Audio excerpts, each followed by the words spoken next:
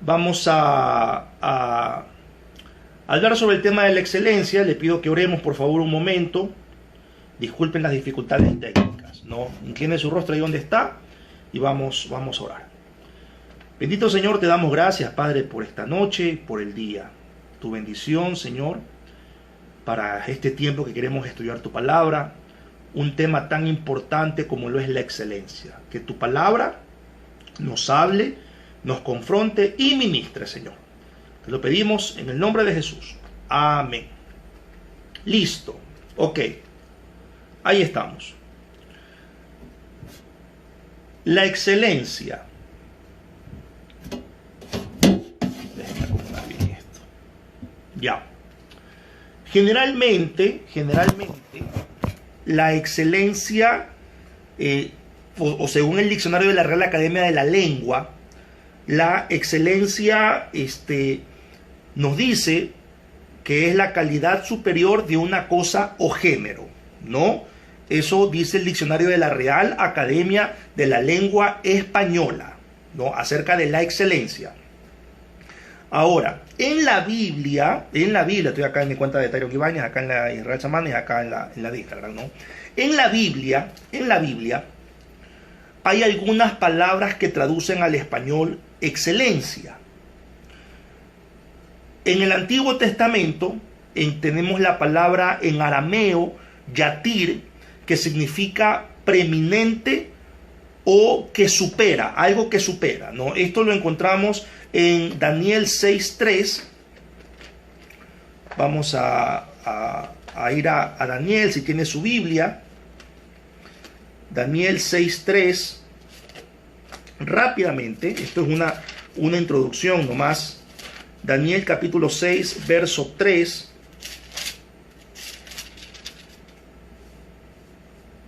Dice así: pero Daniel mismo era superior a estos sátrapas y gobernantes, porque había en él un espíritu superior, otra traducción dirá espíritu de excelencia, y el rey pensó en ponerlo sobre todo el reino. No, aquí una aclaración rápida, fugaz, sobre esta frase espíritu superior. Muchos dicen que este espíritu que habla aquí en Daniel 6 es el Espíritu Santo de Dios, ¿no? Porque justo cuando dice espíritu, aquí en Daniel 6.3, utiliza la palabra ruach, ¿no? Y la palabra ruach es referencia en el Antiguo Testamento para el Espíritu Santo. Sin embargo, ruach también significa mente o actitud. ¿Por qué no podemos concluir que es el Espíritu Santo? Porque en el Antiguo Testamento la presencia de Dios habitaba en el templo o habitaba en el tabernáculo. Entonces usted va a escuchar muchas personas decir que Daniel tenía el Espíritu Santo de Dios. No, aquí está hablando de que Daniel tenía una actitud para ser excelente, era una persona muy disciplinada, era una persona enfocada, y no está hablando de que tiene la presencia de Dios como tal, porque si eso fuera así, tumba toda la enseñanza del Antiguo Testamento en cuanto a la presencia de Dios, el templo o el tabernáculo. ¿Ya? Si me estoy haciendo entender hasta aquí, eso es solamente algo fugaz, algo rápido, porque se dicen muchas cosas fuera de contexto hoy. Ahora, en griego, hay dos palabras que traducen al español excelencia. Una de ellas es uperoché, que traduce superioridad, excelencia o eminencia. Esto lo encontramos en 1 Corintios 2.1, ¿no? De hecho, son muy pocos los versículos donde está la palabra excelencia, donde está la palabra literal excelencia. Son muy pocos los versículos que hay, tanto en el Antiguo como Nuevo Testamento. 1 Corintios 2.1 dice: así que, hermanos, cuando fui a vosotros para anunciaros el testimonio de Dios, no fui con excelencia de palabras o de sabiduría. Aquí, cuando se lee excelencia en español, es uperoché, superioridad, eminencia. O sea, no fui con palabras adornadas, no fui con palabras intelectuales, superiores. Generalmente, este uperoché se utiliza en lo que tiene que ver con los seres humanos, ¿ya? Con los seres humanos. Hay otra palabra que traduce excelencia. Esta es hipérbole. ¿Qué significa hipérbole? Exceso. Algo que supera a la excelencia. Algo que va más allá de la excelencia. Algo superlativo. ¿Dónde encontramos esta palabra? En 2 de Corintios, capítulo 4, verso 7. Dice, pero tenemos este tesoro en vasos de barro para que la excelencia del poder sea de Dios y no de nosotros. Aquí la excelencia se refiere al poder de Dios. Entonces, en griego aparece hipérbole. Y generalmente este tipo de excelencia generalmente se aplica a lo divino, a lo que va más allá de la comprensión, a lo que tiene un nivel superior de excelencia, a lo que va más allá de la excelencia. Y generalmente esto pues tiene que ver mucho con Dios. ¿Me estoy haciendo entender hasta aquí? Por favor, dígame amén, si me estoy haciendo entender. Si está todo claro. A ver, por acá. ¿Quiénes están? ¿Sí? Esto es solamente una introducción.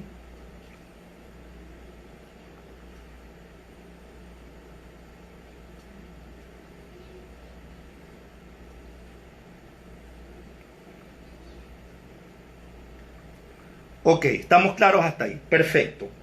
Ya, otras referencias en la Biblia acerca de la excelencia, donde no se menciona la palabra, pero sí se menciona el accionar de Dios o del ser humano, o sobre todo de Dios, en cuanto al hacer las cosas bien. Usted lo va a encontrar. Todo esto está en una presentación que, insisto, yo después en el link se la comparto. Está en Génesis 1:3, cuando Dios termina la creación y el texto dice que todo lo que hizo Dios fue excelente en gran manera, fue bueno en gran manera, ¿no? Génesis 1:3, Job 1, el 1 al 8, Salmos 8:1. Déjenme leer estos versículos cortos. Los textos largos, si puede y desea, los lee cuando les envíe el link. Salmos capítulo 8, verso 1, rápidamente, por favor. Salmos capítulo 8, verso 1. Oh Jehová, Señor nuestro, cuán glorioso es tu nombre en toda la tierra. En el mismo libro de los Salmos, en el capítulo 18, verso 30, disculpe que vaya rápido, pero quiero dejar espacio a comentarios o preguntas. Salmos 18, 30, en cuanto a Dios, perfecto en su camino y acrisolada la palabra de Jehová, escudos a todos los que en él esperan. Vámonos un poco al Nuevo Testamento, Mateo 5, 48. Hay más versículos del Antiguo Testamento, ¿no? Pero eso se los pongo como referencia solamente. Mateo 5, 48 dice: sed pues vosotros perfectos como vuestro Padre que está en los cielos es perfecto. Y 2 de Corintios 8, 7. 2 de Corintios 8, 7. Déjenme ver, aquí están. 2 de Corintios 8, 7. Dice: por tanto, como en todo abundáis en fe, en palabra, en ciencia, en toda solicitud y en vuestro amor para con nosotros, abundan también en esta gracia. Todos estos versículos hacen referencia a la excelencia, ¿ya? Ahora, ¿qué encontramos? ¿Qué encontramos en estos versículos? Hay dos enfoques de la excelencia, hay un doble enfoque. Uno, lo que se hace y lo que se es. Nosotros, cuando hablamos de excelencia, nos enfocamos en lo que se hace. Nos enfocamos en lo que se hace. Cuando hay algún programa, cuando hay algún ministerio, alguna actividad, ¿qué decimos? Hay que hacerlo bien, hay que hacerlo con excelencia para el Señor.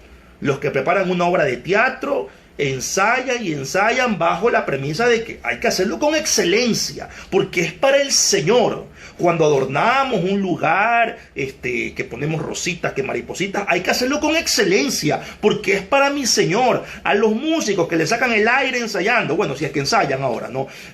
Hay que hacerlo con excelencia, porque es para Dios. Y siempre estamos metiendo eso, que la excelencia tiene que ver con el hacer. Pero poco énfasis le damos a la excelencia en cuanto al ser.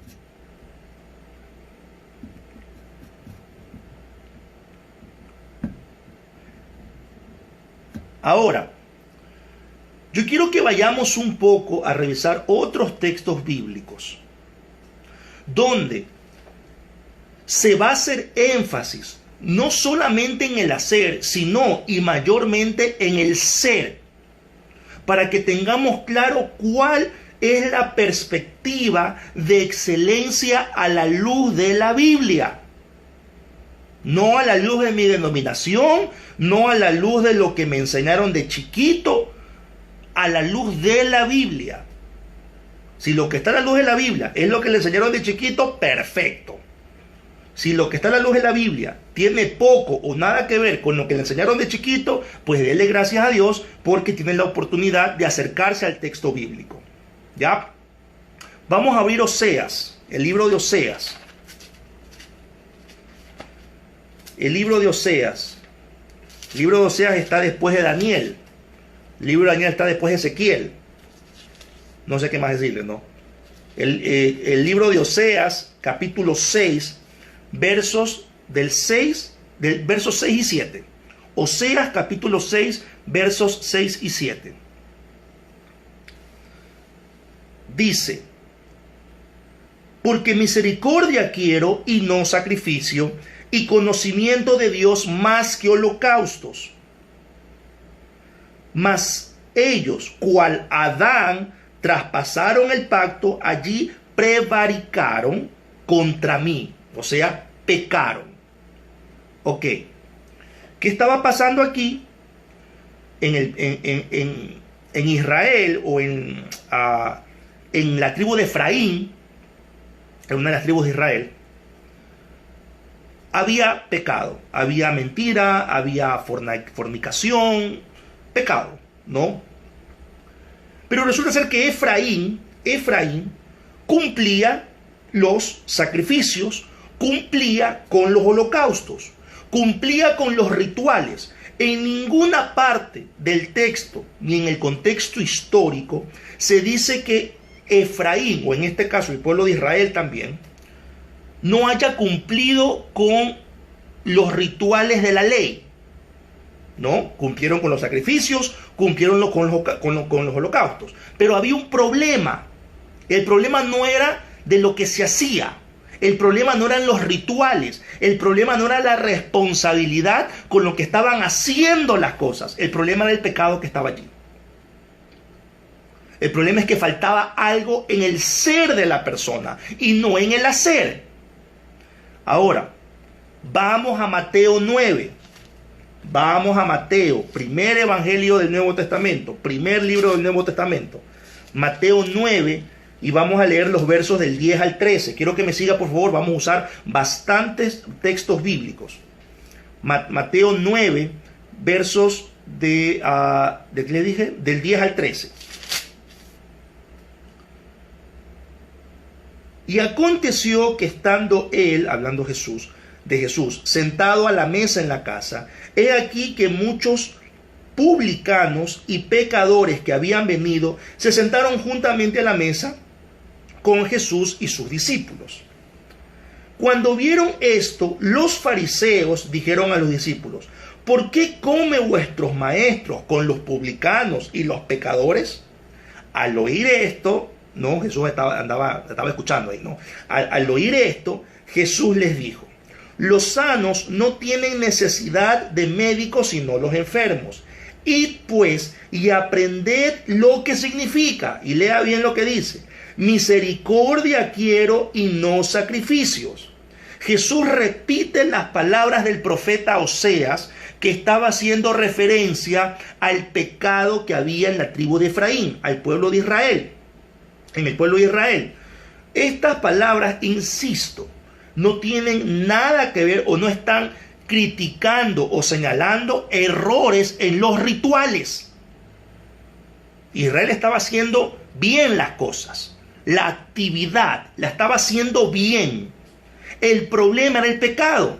Entonces Jesús toma las palabras del profeta Oseas y dice: misericordia quiero, no sacrificio, porque no he venido a llamar a justos sino a pecadores al arrepentimiento. Entonces aquí los fariseos y los escribas le estaban criticando a Jesús algo que la tradición, la costumbre contradecía o no permitía, que un rabí se siente con pecadores, con publicanos, que eran odiados por los judíos. Y compartir la mesa en aquel entonces denotaba una relación de amistad, de confianza. Y Jesús se relacionaba con esta gente. Eso no era bien visto, no era correcto. Pero Jesús toma las palabras del profeta de Oseas para hacer referencia a que no han comprendido que el Señor quiere misericordia y no sacrificios. A ver, no es que Jesús está rechazando el ritual, le está diciendo que el ritual tiene un propósito que va más allá de preparar un altar, preparar el animal y sacrificarlo. Va más allá de eso. El propósito del sacrificio tiene que ver con purificación, tiene que ver con restauración, con renovación, y eso es lo más importante. Aquí habían puesto la actividad por encima del ser. Me estoy haciendo entender hasta aquí, díganme amén, por favor. Vamos a Mateo, capítulo 12, o escríbame amén. Mateo, capítulo 12. Vamos a leer los versos del 1 al 8. Mateo, capítulo 12. Si tiene su Biblia, téngala a la mano, si no, en su teléfono celular, pero necesito que me siga. Y si no tiene la Biblia, escúcheme. Mateo, capítulo 12, versos del 1 al 8.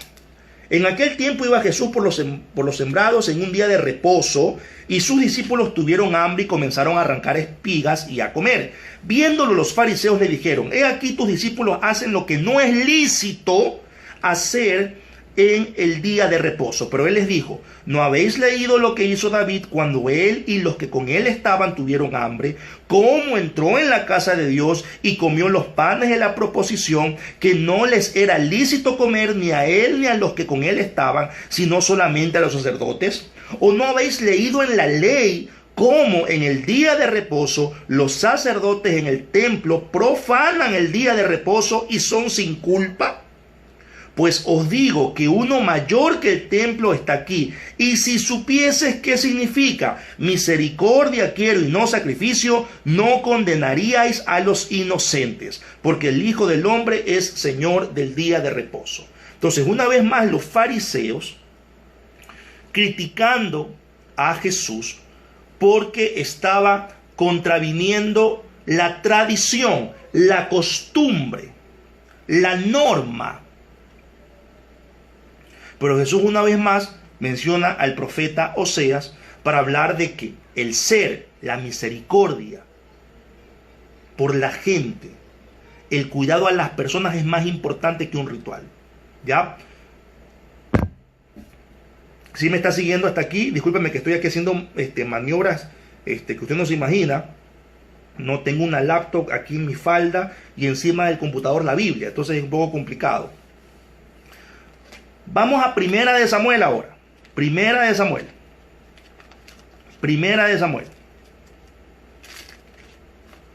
Capítulo 15. Primera de Samuel, capítulo 15.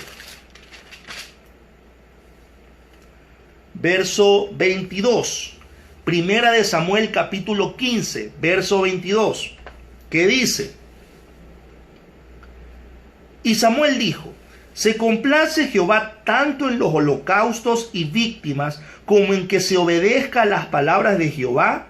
Ciertamente el obedecer es mejor que los sacrificios y el prestar atención que la grosura de los carneros. La obediencia, el ser, es mucho más importante de aquello que uno hace, de aquello que uno aporta, de alguna actividad que uno realice. El ser es lo más importante. Y desde el Antiguo Testamento ya se viene diciendo que es más importante obedecer las palabras de Jehová que los holocaustos, que es más importante obedecer que los sacrificios. Aquí Samuel está hablando al rey Saúl, que cuando fue con Amalek, se le ordenó que destruyera todo, pero Saúl trajo lo mejor de los animales, de los carneros, y se lo guardó. Entonces Saúl obedeció a medias, y ahí Samuel el profeta lo reprende. Tú has obedecido a medias. Para Jehová es más importante que obedezcas, que aquellos sacrificios, holocaustos, que aquellos rituales, que aquella actividad que tú puedas hacer. Vamos a Isaías 29:13. Isaías 29:13. Problema que había con el pueblo de Israel. O sea, con la nación. No voy a pasar la iglesia. Aunque también, de vez en cuando, ¿no? Está bien. Isaías 29:13. Dice pues el Señor: ¿por qué este pueblo se acerca a mí con su boca y con sus labios me honra, pero su corazón está lejos de mí? Y su temor de mí no es más, escuche bien esto, su temor de mí no es más que un mandamiento de hombres que les ha sido enseñado. Este pueblo que declara el profeta, que tiene el corazón lejos de Dios, el corazón, la mente, mi perspectiva, lo que yo creo, lo que a mí me parece, eso está lejos de Dios. Este pueblo, con sus labios, dice que ama a Dios, que honra a Dios, y que el temor que sienten de Dios es por un mandamiento de hombres. Es por una enseñanza de hombres. Es decir, no es de corazón, no es de mente. No están honrando a Dios con toda su mente. Entonces, ya en el Antiguo Testamento, habían personas que honraban a Dios, adoraban a Dios, le ofrecían sacrificios y holocaustos a Dios, que temían a Dios, pero su corazón, su mente, su forma de ver las cosas estaba lejos de Dios. ¿Me estoy haciendo entender? Escríbame amén, por favor.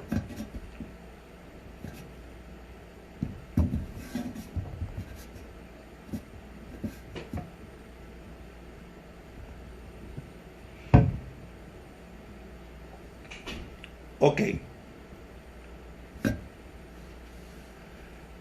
Por último, antes de entrar a un momento de preguntas y respuestas o de comentarios, la excelencia a la luz de la Biblia tiene que ver con lo que hacemos. Sí, que hacer las cosas bien, hay que organizar, hay que preparar de acuerdo, porque debemos nosotros contextualizar esta palabra. Nosotros en el Nuevo Testamento no tenemos sacrificios, porque ya Jesucristo hizo todo el sacrificio. Sin embargo, seguimos haciendo cosas para Dios. Predicando el Evangelio, seguimos ganando almas para Cristo, haciendo actividades, bueno, ahora no, pero actividades en la iglesia, organizando especiales, etc. Entonces, todo hay que hacerlo, dice Colosenses 3:23, como para el Señor y no para los hombres. No todo, absolutamente todo. Ahora, pero más allá de eso, más allá de lo que uno haga, la excelencia tiene que ver con nuestra conducta, nuestra actitud, nuestra perspectiva, nuestra forma de vida. Vamos a Efesios 4:13, que con esto cierro. Efesios 4:13.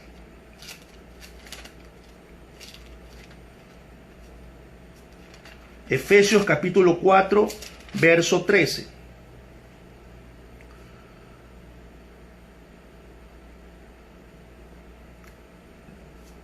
Perdón. Hasta que todos lleguemos a la unidad de la fe y del conocimiento del Hijo de Dios, a un varón perfecto a la medida de la estatura de la plenitud de Cristo. Entonces, en el Antiguo y sobre todo en el Nuevo Testamento, cuando ya no hay sacrificios, ya no hay rituales, el énfasis va a ser en nuestra conducta. Todo lo que tiene que ver con excelencia, todo lo que tiene que ver con hacer y ser lo mejor para Dios, tiene que ver con obediencia. Ahora, hoy, les dije al inicio que nosotros hemos tenido una mentalidad del hacer, que hay que hacerlo bien, hay que hacerlo con amor para Dios, ¿verdad que decimos eso? No, Dios me bendice y yo bendigo, no, y hay que bendecir a los hermanos. Perfecto. Y nuestra vida, nuestra obediencia, ¿cómo está eso? Nuestra conducta, nuestra actitud.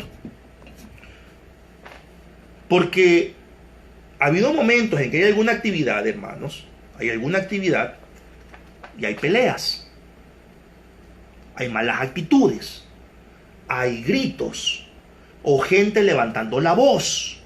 Hay sarcasmos, ironías. ¿Y cómo pues? Y algunos se enojan porque las cosas no salen bien. Qué irónico esto, qué paradójico. Algunos se molestan porque las cosas no salen bien. Porque las cosas hay que hacerlas con excelencia para Dios. Pero olvidamos pues nuestra actitud. Olvidamos nuestra conducta, porque eso es más importante. La obediencia es más importante que los rituales, que los holocaustos, que los sacrificios. Entonces la pregunta es, ¿cómo estamos viendo la excelencia? Es más, cuando nos preparamos para ir el domingo a la reunión de la iglesia, hay que ir con la mejor ropa, el mejor vestido. Por eso es que muchos no van. Porque dicen, esta ropa ya me la vieron. No me he comprado nada nuevo. Y debo ir con lo mejor a la casa del Señor. Se olvidan que ellos son el templo. Y que este templo hay que cuidarlo. Cuidar nuestra mente. Cuidar nuestro cuerpo. Se olvidan de eso. Porque piensan que el templo, la casa de Dios, sigue siendo el edificio. Entonces, como ya me vieron la misma ropa, no, ¿para qué voy con ropa repetida? Porque de paso, cuando voy, los hermanos comienzan a criticar o comienzan a murmurar o mis amigos comienzan a burlarse de mí porque tengo la misma camisa, la misma blusa de toda la vida. Entonces, como me toma tanto tiempo arreglarme, ¿no? Sobre todo a las damas y algún que otro hombre también, ¿no? Nos toma tanto tiempo, entonces mejor no voy, no me congrego. Porque ¿qué me voy a poner? Entonces hay ese pensamiento de que la excelencia tiene que ver con lo exterior, con lo que uno hace, con lo que uno muestra. Cuando la excelencia, más allá de lo que uno hace, tiene que ver con lo que uno es, con la conducta, con la actitud, con nuestro trato. Porque en el trato tú manifiestas pues obediencia. O si no, ¿cómo vamos a saber si estamos obedeciendo a Dios? Si no es en nuestro trato. Pensamos que la obediencia a Dios solamente es preparar una actividad de manera excelente, responsable, bien organizada. Pensamos que solamente es eso. Pensamos que la excelencia solamente tiene que ver con puntualidad, con ir bien vestido, bien presentado, bien peinado. A ver, y tal vez hermanas, hermanos y algún que otro primo que esté conectado por aquí, tal vez conscientemente uno diga, no, yo no creo que la excelencia es eso, estamos de acuerdo, pastor, con usted, la excelencia también es obediencia, y amén, ¿no? Ya, pero en la realidad, en la práctica, te puede pensar que la excelencia no es solamente el hacer, sino el ser, pero en nuestra práctica, en nuestra dinámica de vida, ¿cómo estamos nosotros demostrando lo que pensamos acerca de la excelencia? Pensamos que la excelencia es solamente el hacer o también el ser.